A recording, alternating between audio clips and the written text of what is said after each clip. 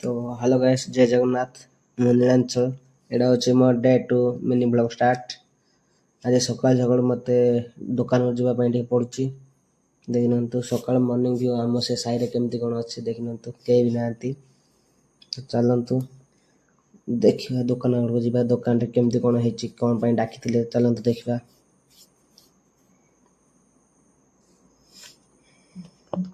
Show ଦୋକାନ ପାଖାପାଖି ପହଞ୍ଚିଗଲେଣି। ଆପଣମାନେ ଦେଖିପାରୁଥିବେ ମେନ୍ ରୋଡ଼ରେ ଏବେ ଯାଉଛି ମୁଁ। ତ ଦେଖନ୍ତୁ ମର୍ଣ୍ଣିଂ ଭିଉଟା, ମୁଁ ଦୋକାନ ପାଖାପାଖି ପହଞ୍ଚିଗଲିଣି। ଦେଖନ୍ତୁ ରୋଡ଼ ଉପରେ କେହି ବି ନାହାନ୍ତି, ଦିନ 7ଟା ହେଲାଣି, କେହି ବି ଯିବା ଆସିବା କରୁନାହାନ୍ତି ସେତେ ବି। ଦେଖିନିଅନ୍ତୁ ମୁଁ ସେ ଦୋକାନ ପାଖାପାଖି ପଳେଇ ଆସିଲି।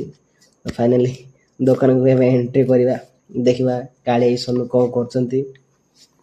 ଦେଖିନିଅନ୍ତୁ, ଦେଖନ୍ତୁ ଆମ ସୋନୁ ଭାଇ କେମିତି ରୋଷେଇ କରୁଛନ୍ତି।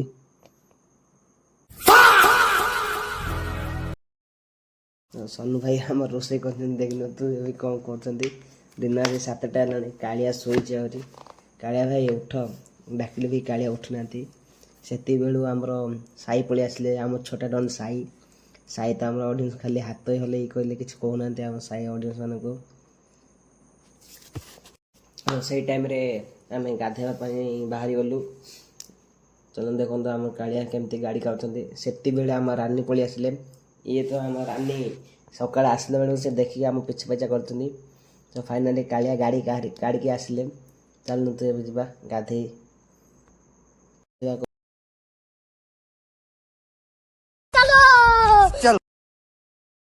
ଗାଧେଇବାକୁ ବାହାରି ଗଲୁ। ଦେଖନ୍ତୁ ସୋ ଫାଇନାଲି ଗାଧେଇ ସାରିବା ପରେ ଦେଖନ୍ତୁ ଗାଧେଇ ସାରି गाड़ी स्टार्ट कर। हम फर्स्ट स्टार्ट हम फर्स्ट गाड़ी चला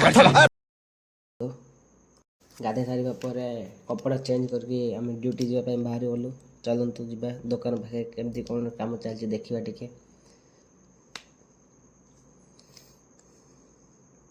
ସୋ ଫାଇନାଲି ଦୋକାନରେ ପହଞ୍ଚିଗଲି। ସେତିକିବେଳେ ଆମ ସାଇଙ୍କ ଟ୍ୟୁସନ୍ ସରିଲା। ଆମ ସୋନୁ ଭାଇ ବୋଟଲରେ ପାଣି ପ୍ୟାକ୍ କରୁଛନ୍ତି। ସୋନୁ ଭାଇ ତ କିଛି କହୁନାହାନ୍ତି, ଖାଲି ହସୁଛନ୍ତି। ଆମର କାଳିଆ ଭାଇ ରାମ ରାମ ଭାଇ ହଉ ଦେଖ। ସୋ ଫାଇନାଲି ଦୋକାନରେ କିଛି କାମ ନାହିଁ। ତ ଦେଖନ୍ତୁ ଏଇନେ ଗୋଟେ ଗାଡ଼ିଟେ ଖୋଲିଥିଲି, ତ ସେଇ ଗାଡ଼ିର ରେସେଟ୍ଟା ମୁଁ ଫିଟିଂ କରୁଛି। ଆମ ସେଇ ଟାଇମ୍ରେ କାଳିଆ ଭାଇ ବି ସେଇ ଗାଡ଼ିର ସକପ୍ସର ଅଏଲ୍ ସିଲ୍ ଫିଟିଂ କରିଥିବେ, ଦେଖିବେ ଆପଣ ଦେଖିପାରୁଥିବେ। ଏବେ ଆମର କାଳିଆ ଭାଇ ସେଇ ଗାଡ଼ିର ସକପ୍ସର ଅଏଲ୍ ସିଲ୍ ଫିଟିଂ କରିଛନ୍ତି, ଦେଖିନିଅନ୍ତୁ। ତ ସେତିକିବେଳେ ଗୋଟେ ଡିଜେର ଗାଡ଼ିଟେ ଆସିଥିଲା, ଯାହାକି ସର୍ଭିସିଂ ହେବା ପାଇଁ ଆସିଥିଲା। ସେଇ ଗାଡ଼ିଟା ସର୍ଭିସିଂ କରିସାରି ଆସିଥିଲା। ଆମର ସେ ଭାଇଙ୍କର ଗାଡ଼ିଟା ସର୍ଭିସିଂ ପାଇଁ ଆସିଥିଲା। ତ ଫାଇନାଲ୍ ସେଇଟା ମୁଁ ସର୍ଭିସିଂ କରିସାରିଲା ପରେ ଖାଇବାକୁ ବସିଗଲି। ତ ଖାଇସାରିଲା ପରେ ଗୋଟେ ବେଳର ଭିଡ଼ିଓ ତ କରିପାରିଲିନି, ସରିବା ସେଥିପାଇଁ ଇଭିନିଂରେ ଷ୍ଟାର୍ଟ କଲି। ତ ଦେଖ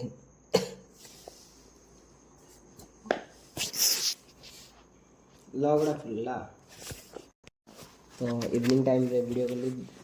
ସରି ଗାଇସ୍, ଇଭିନିଂ କହୁଛି, ଦୋକାନ ବନ୍ଦ କରିବା ଟାଇମ୍ରେ ଭିଡ଼ିଓଟା କରିଥିଲି। ତ ଫାଇନାଲି ଦୋକାନ ବନ୍ଦ ହେଇଗଲା। ଚାଲନ୍ତୁ ଏବେ ଘରକୁ ଯିବା। ଆଜି ତ ବହୁତ ଲେଟ୍ ହେଇଗଲାଣି। ଚାଲନ୍ତୁ ଘରକୁ ଯାଇ ଦେଖିବା ଝିଅ କ'ଣ କରୁଛି। ତ ଫାଇନାଲି ଘର ପାଖାପାଖି ପହଞ୍ଚିଗଲି। ଦେଖିନିଅନ୍ତୁ ଝିଅକୁ ଆମେ କ'ଣ କରୁଛି, ଏକା ଅଛି। ଚାଲନ୍ତୁ ଟିକେ ଦେଖିନେବା ଘର ଆଡ଼େ। ତ ଝିଅ ଆସିବ ଏବେ,